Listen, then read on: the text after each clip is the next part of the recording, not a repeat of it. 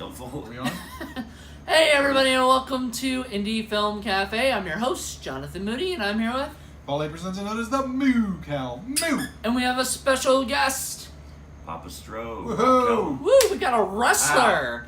And we have a wrestler here for Wrestle Massacre. And we have Continuity Monkey.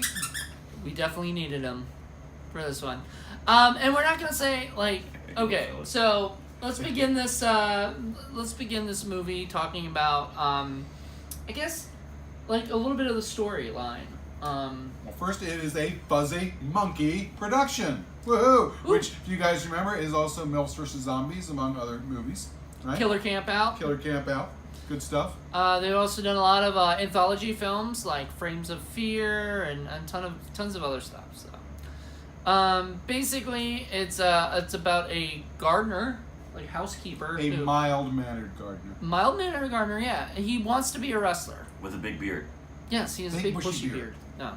And he wants to be a wrestler, like his father, played by Nikolai Volkov, isn't it? Yeah, Nikolai Volkov. Yeah. A wonderful performance by him. And the character's being played by Richie Acevedo, the Cuban assassin. There you go. I know Yes. very well. He's gonna say all the wrestler names because he knows there's a all lot of of wrestlers And in his here. father's a legit wrestling legend in the original Cuban assassin, by the way. Right. And yeah, and so like he actually, it's kind of like him playing himself in a way. Right. Yeah. So if you are a wrestling fan, you're going to love this movie because it is loaded with wrestlers. Art imitates life. There you go. There you go. So basically, the story is like he's this mild-mannered gardener who gets fired wrongfully and kind of goes insane, and then Just a little bit. just a little insane. And when he's kind of turned down to be a wrestler and stuff, and all this other stuff is happening, all of a sudden he kind of snaps. And I don't want to go into too many spoilers.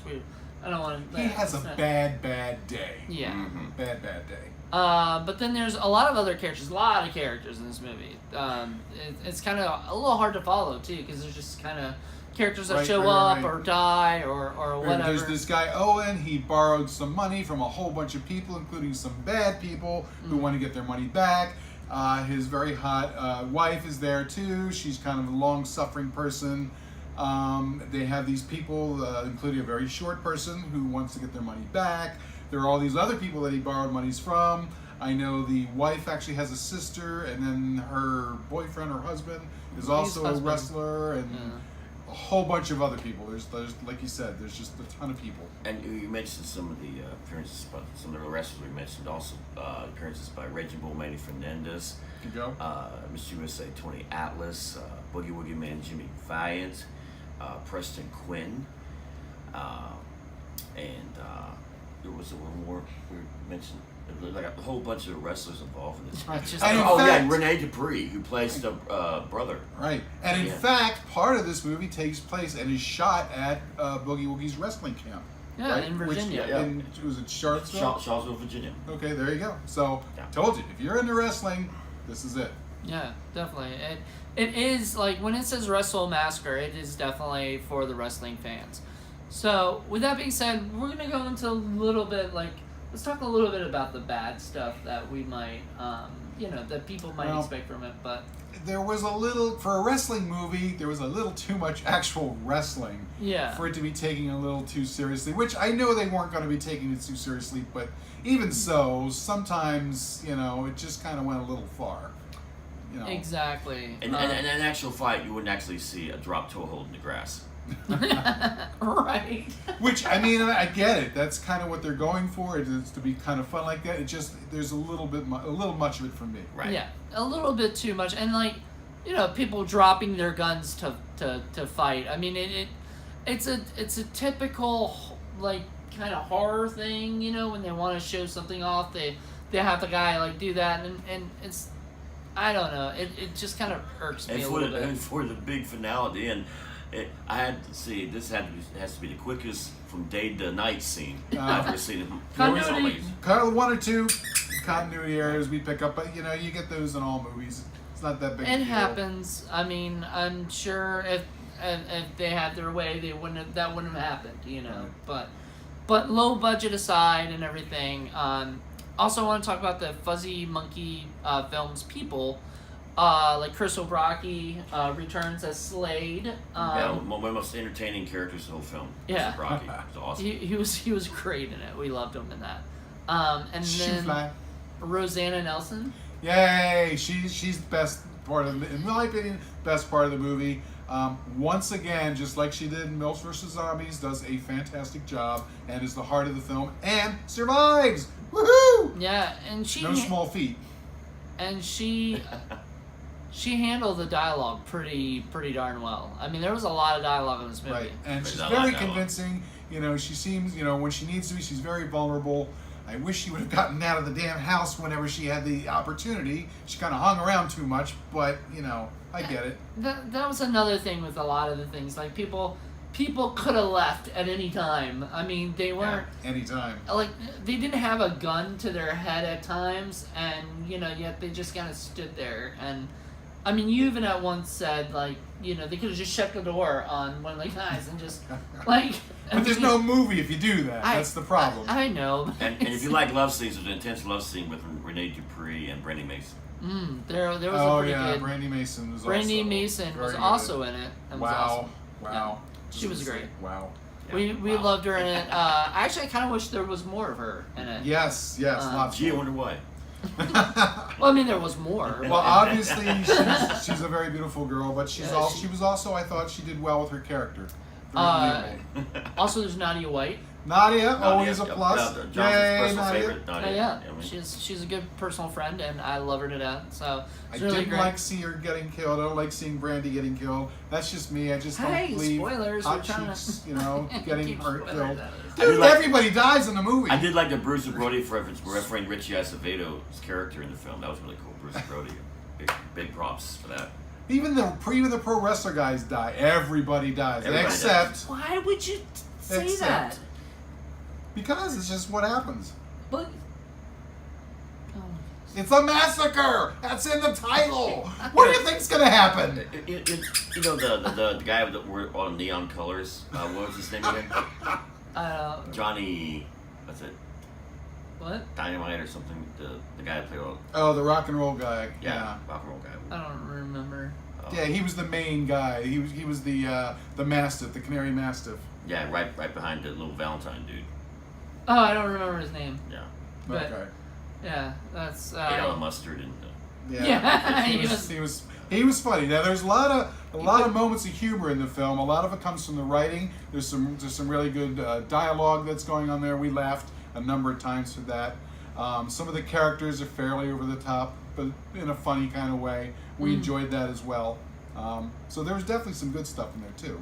Now, what I liked about it is because I was talking to the guys beforehand about it, and it is not like MILFs vs. Zombies because it's not very comedic. You know, it has a couple comedic scenes or whatever, but like MILFs vs. Zombies is more comedic. It's kind of like a mixture between this and Killer Camp Out. Killer Camp Out, I mean, I didn't completely love just because it was a little bit too brutal. And it was just people killing people, you know, like it didn't, I felt like it didn't have like a character I could connect with.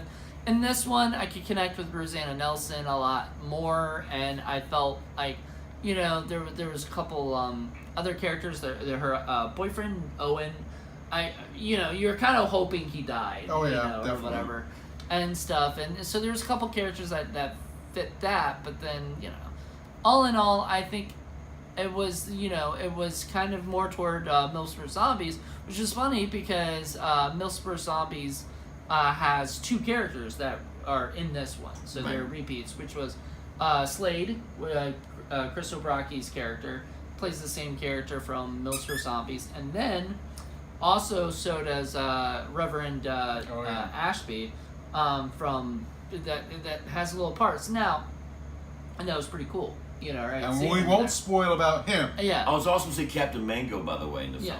And Captain Mango. He plays Jesse Green plays a bodyguard, like a hitman, thug, or something. Thug, yeah. But also, it was really cool to kind of see like the thing with the connection to everything But what I didn't like is Sean C. Phillips in the movie. Like, that whole soap opera thing he did or whatever. Like, they were changing the channels. He was the guy talking to a female version of himself or whatever. And he kind of... That was a little interesting. You can see that he, like, filmed it, you know, at his house or whatever and then gave it to these guys. And normally I'm okay with that, but, like, this was just...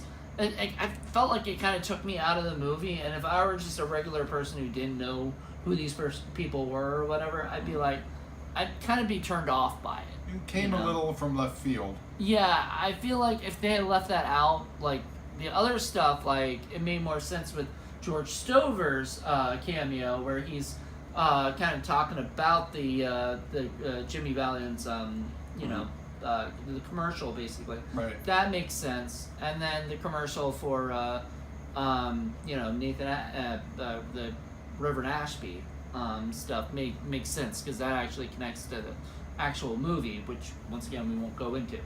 But it actually connects with the movie. So, right. And James L. Edwards did a great job in that. It was just awesome. I want to give some props, too, to the gore effects. There were some pretty gross and disgusting gore effects that happened in here. And a couple of times we were like, whoa, check that out. We won't go into too much detail for that, but there are definitely some gross out scenes. So if you like that, if you like Todd Sheets kind of stuff, you're going to like this too. Mm-hmm. I definitely say if you're like in the mood for like a wrestling horror movie, this would be it, you know, to check out. I don't know if there's really, is that like a subgenre now? Or they had some. Gosh, I remember back in the 80s they had a few like that too. Nothing like this, of course. But because this is a little bit more actiony, a little more over the top, a little bit more intense. Mm-hmm. But yeah, so that's cool. I mean, I understand what you're coming from as far as not being quite as fun or funny as Mills vs. Zombie. This is a lot more serious, a lot more, you know, action and gore intensive. But it was definitely not. It was definitely not bad. Like this is kind of a fun. You know, a little goofy at times. Definitely goofy. And they keep the grass trimmed throughout the movie. Pretty impressive. Well, Randy was a good gardener till he had his little day, his little bad day. He had a bad day, and they had to let him.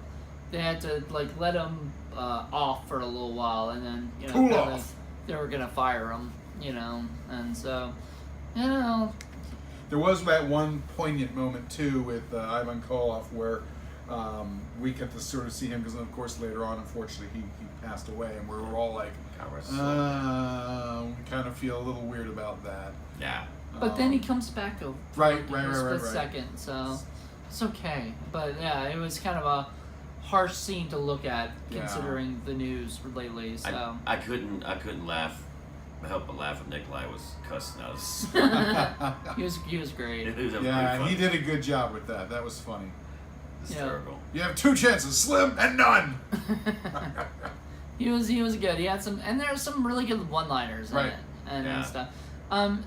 Maybe too many one-liners for the killer, you know, for Randy. Some of them were groaners, but some of the other ones and some of the other characters just kind of threw in there were just fun and just stuff I hadn't heard before. Yeah, so. Especially Nikolai. Yeah, he had some really good ones. And, Nikolai. I was laughing because he was he was cussing up a storm like as if he like never got a chance to do that, you know, or something, you know. Oh yeah. So it kind of reminded me of like how a wrestler who has to wrestlers have to be PG for TV, you know, like they can't.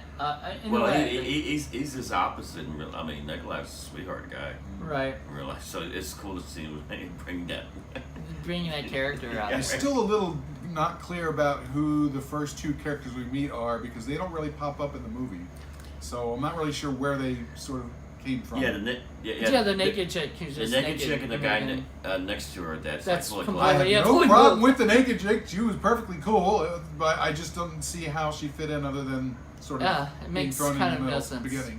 But you know, it's okay. It happens. You just get a naked chick in a movie. Darn the luck. I don't see the reject from Naked and Afraid. I don't know. There you go. But she did sensibly have her boots on so that she could run in the forest. Not step on a twig and hurt herself. I definitely feel like that was planned for her safety. You know? Safety first, guys. It'd be cool if the guy was barefooted and she had the boots on. She was naked. Was he barefooted? I don't know. No, it'd be cool if it was. And then, first effect, it would be funny. Yeah. You know?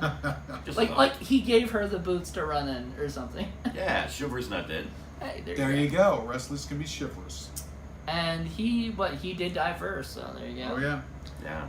But yeah, I mean, this movie is just a lot of fun and kind of silly and goofy, but you know, definitely, like I said, if you've seen Killer Camp Out at all, this is definitely a different movie than Killer Camp Out. And a different movie from MILF vs. Zombies. And different movie from MILF vs. Zombies. So Brad Twigg, who the director, just keeps kind of changing things up a little bit. It doesn't feel like the same movie. Let's face it, you never know what you're gonna get from a Fuzzy Monkey production, which is cool. Keep them guessing. Yeah, definitely. Well, thank you guys so much for checking this out. We will leave links down at the bottom for you to check out Fuzzy Monkey Films. And hopefully, if we persuaded you in some way, you can go buy them at their website. And if you see Randy running around in the woods coming after you, run. There you go, run. And you can also check us out on indiefilmcafe.reviews. That's right. That's our... Love you, Richie. Great job.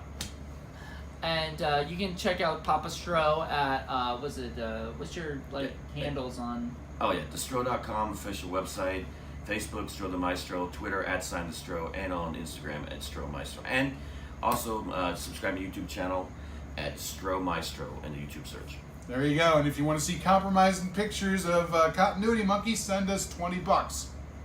There you go. Yes, check out our Patreon. Give money, man. Yes, we need money. Money! Thank you guys. Have a good one. Bye. Bye.